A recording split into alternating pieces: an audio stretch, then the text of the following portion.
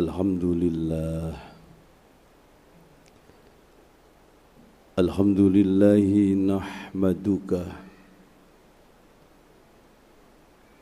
wa nashkuruka ya Allah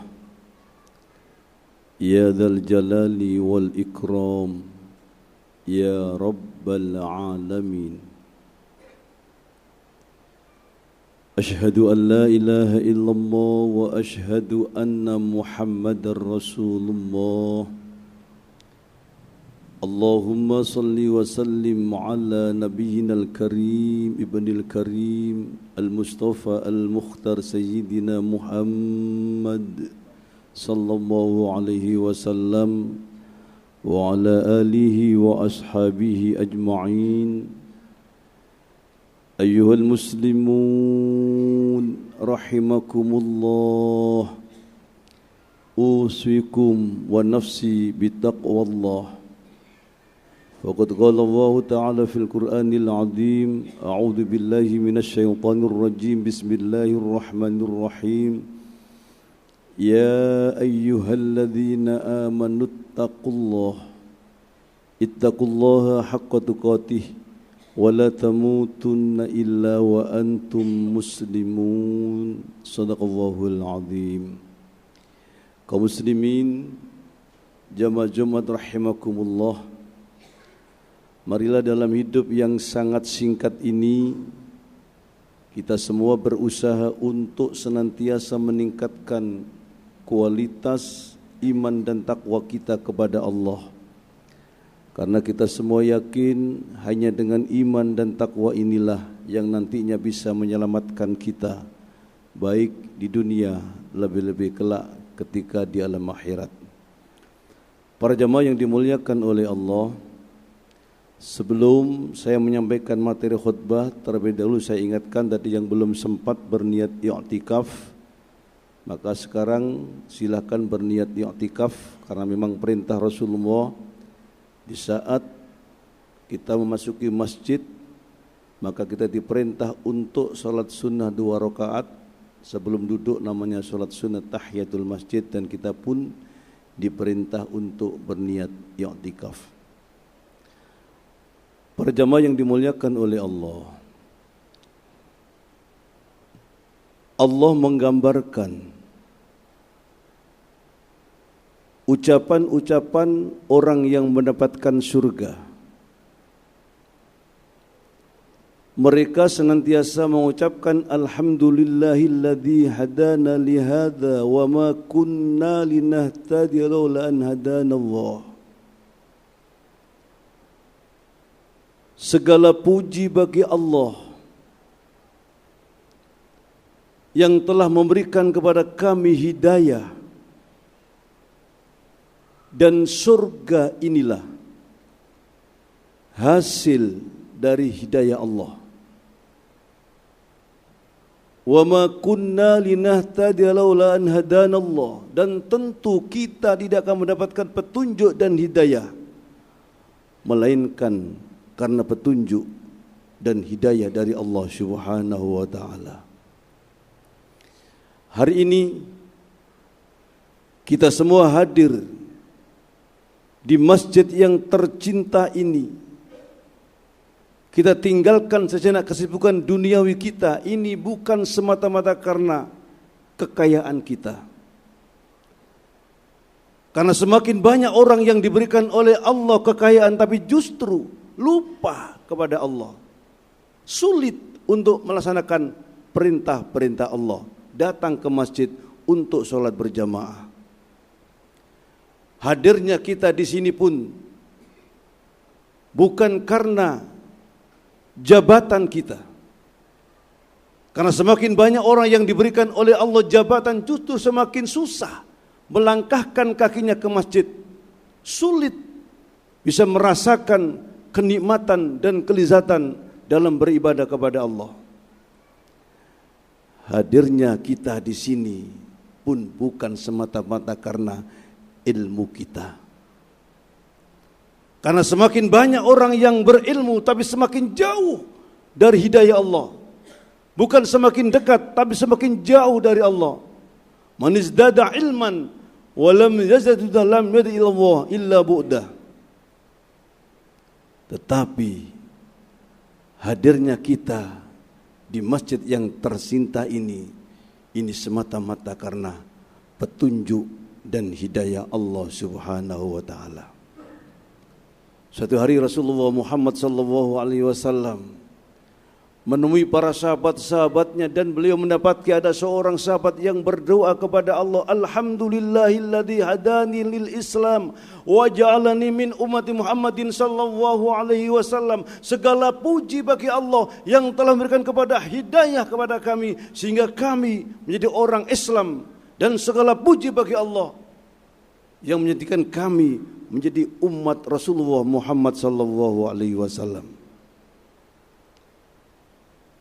Ketika Rasulullah melihat dan menyaksikan doa sahabat tadi, maka Rasulullah pun mengatakan, syakarta azima, engkau telah mensyukuri nikmat yang paling agung. Bukankah kita ini para jamaah yang dimuliakan oleh Allah tidak pernah minta iman kepada Allah, tapi hari ini kita semua ditakdirkan oleh Allah menjadi manusia-manusia yang beriman kepada Allah.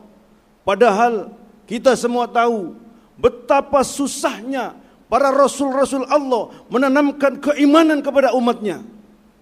Nabi Nuh berdakwah hampir ratusan tahun, 950 tahun, mengajak umatnya siang malam untuk berdakwah, siang malam untuk menyembah Allah.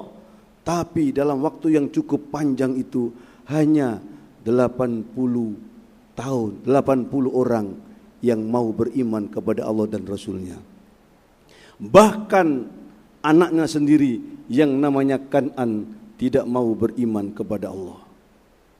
Nabi Ibrahim siang malam berdakwah untuk mengajak umatnya beriman kepada Allah. Ayahnya yang namanya Azar justru tidak mau beriman kepada Allah. Nabi Lot pun demikian, siang malam berdakwah mengajak umatnya untuk menyembah Allah, beriman kepada Allah. Istrinya sendiri durhaka kepada Allah. Nabi kita Muhammad sallallahu alaihi wasallam pun demikian. Setiap hari berdakwah mengunjungi umatnya. Diketuknya satu persatu, rumah demi rumah. Diajak untuk menyembah kepada Allah. Pamannya sendiri yang namanya Abu Lahab pun tidak mau beriman kepada Allah. Makanya di dalam kitab-kitab tafsir dikisahkan bahwa surat yang jarang dibaca oleh Rasulullah adalah surat Al-Lahab. Bahkan para sahabat-sahabat pun tidak berani membaca surat Al-Lahab di hadapan Rasulullah karena Rasulullah bersedih melihat pamannya tidak mau beriman kepada Allah. Bahkan kalau kita baca sejarah, pamannya yang bernama Abu Thalib, orang yang selalu membantu Rasulullah dalam berdakwah, melindungi Rasulullah dari gangguan orang-orang kafir. Di saat mau meninggal dunia, itu pun tetap tidak mau beriman kepada Allah. Sehingga Rasulullah pun meneteskan air mata, bersedih. Dalam situasi seperti itu, Allah turun perintahkan malaikat Jibril turun ke bumi membawa satu ayat, innaka la tahdi man ahbabta walakinallaha yahdi man yasha. Wahai Muhammad, sesungguhnya engkau tidak akan mampu, tidak akan sanggup memberikan petunjuk, memberikan hidayah kepada orang-orang yang engkau cintai. Tapi Allah akan memberikan petunjuk, memberikan hidayah kepada orang-orang yang dikehendaki. Para jamaah yang dimuliakan oleh Allah, kita ini golongan manusia-manusia yang beruntung, diberikan secercah iman, cahaya keimanan di dalam hati kita. Karena itu para jamaah yang dimuliakan oleh Allah, kita harus menjaganya sampai kapanpun. Di antara cara menjaga iman kita adalah perbanyak mengingat yang namanya kematian. Aktsiru dzikra hadzimil ladzati, kata Rasulullah, perbanyak mengingat sesuatu yang bisa memutuskan kelezatan dalam arti kematian. Sehingga suatu ketika Rasulullah Muhammad SAW bersabda, di antara orang-orang yang paling pintar, di antara orang-orang yang beriman adalah aktsaruhum dzikra lil maut wa asyaddu isti'dadan lil maut, adalah orang-orang yang paling banyak mengingat kematian dan orang-orang yang paling banyak menyiapkan bekal-bekal untuk kematian. Para jamaah yang dimuliakan oleh Allah, kita di dunia ini ada masa-masa kontraknya. Kullu syai'in hasadun, kata Rasulullah. Setiap sesuatu pasti ada masa panennya. Wa hasadu ummati ma baina sittina ila sab'ina sana. Sementara panennya umatku antara umur 60 sampai 70 tahun. Karena itu para jamaah yang dimuliakan oleh Allah, jadikan hidup di dunia ini sebagai mazra'atul akhirah, sawah ladangnya kehidupan alam akhirat. Dunia adalah darul amal. Di dunia ini adalah ladang untuk berbuat kebaikan. Sementara di alam akhirat nanti adalah ladang pembalasan. Dunia sekarang adalah sebuah kenyataan bagi kita, sementara akhirat adalah sebuah cerita. Tapi sebentar lagi kita semua akan mengatakan dunia adalah sebuah cerita, sementara akhirat yang menjadi nyata. Karena kita sudah dipanggil oleh Allah. Kan itu para jamaah yang dimuliakan oleh Allah. Sekali lagi, manfaatkan, kita sudah diberikan oleh Allah yang namanya anugerah keimanan, anugerah hidayah yang berupa iman dan Islam. Ayo kita manfaatkan. Kita ini orang-orang yang beruntung. Kita enggak pernah bertemu dengan Rasulullah, tapi kita yakin iman kepada Rasulullah.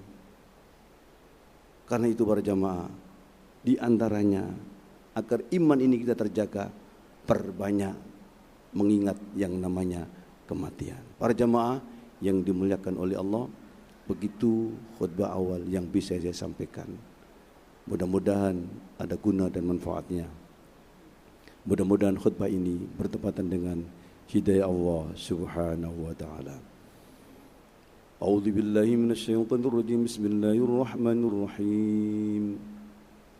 Wal 'asri innal insana lafi khusr illa alladziina aamanu wa 'amilus shaalihati wa tawassaw bil haqqi wa tawassaw bis sabr. Barakallahu li wa lakum fil Qur'anil 'azim wa nafa'ani wa iyyakum fihi min al-hakim wa tilawatahu innahu huwal ghafurur rahim.